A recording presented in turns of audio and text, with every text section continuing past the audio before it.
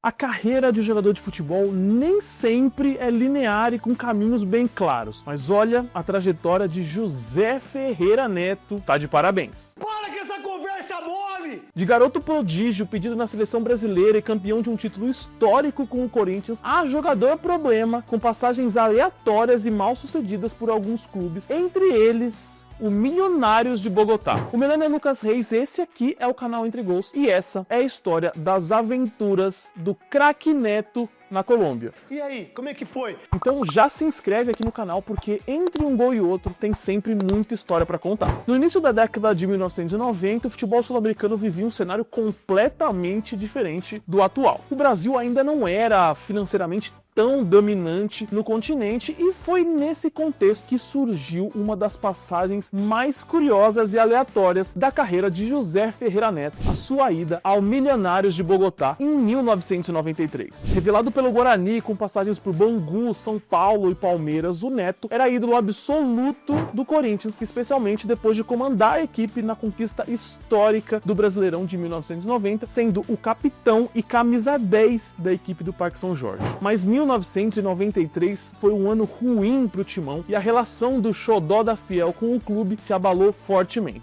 O Corinthians, liderado pelo craque Neto, chegou à final do Campeonato Paulista daquele ano e acabou derrotado justamente para o Palmeiras, maior rival e que vivia até então um jejum de 18 anos sem títulos. A derrota teve peso simbólico enorme no Parque São Jorge e é claro que o craque do time foi muito afetado. Muito criticado pela derrota corintiana no estadual, Neto viu o Corinthians demitir o técnico Nelsinho Batista e contratar o até então comentarista e ex-jogador Mário Sérgio Pontes de Paiva para comandar a equipe. Mário Sérgio era um crítico ferrenho do meia corintiano e Neto entendeu o recado. O Corinthians não queria sua permanência. Anos depois, em sua biografia O Eterno Xodó, o próprio jogador reconheceria que estava fragilizado psicologicamente naquele momento e reconheceu que ninguém no Corinthians forçou de forma direta a sua saída. Depois de um período afastado, o camisa 10 até chegou a ser reintegrado ao elenco principal e viu o Mário Sérgio tentar achar um lugar para ele no time, mas o Timão precisava de dinheiro e o jogador sentia que precisava sair. Surgiu então uma proposta inesperada do Milionários da Colômbia, que se somou à frustração esportiva, ao desgaste interno, à chegada do seu desafeto para comandar a equipe e o bom momento do futebol colombiano. Tudo isso culminou no sim do Timão e do craque ao clube de Bogotá. Muito popular na Colômbia, o Milionários viveu seu auge entre o fim dos anos 40 e início dos anos 50, durante um período que ficou conhecido como El Dorado, quando uma liga considerada pirata, não reconhecida oficialmente pela FIFA, atraiu nomes de peso, o principal deles o craque Di Stéfano, para vestir a camisa branca e azul antes que ele se tornasse lenda no Real Madrid. Em 1993, o futebol colombiano estava em alta, de certo modo. A seleção local vinha de uma goleada histórica sobre a Argentina por 5-1 nas eliminatórias para a Copa de 1994 e tinha nomes importantíssimos como Rincón, Higuita, Asprilla, Valderrama e tantos outros. E claro, tinha clubes endinheirados, muitos deles financiados por chefes do narcotráfico local. Neto desembarcou na Colômbia como uma grande estrela. Segundo a revista oficial do Milionários naquele momento, a contratação foi tratada como um sonho realizado pela torcida. O valor girava em torno de $850 mil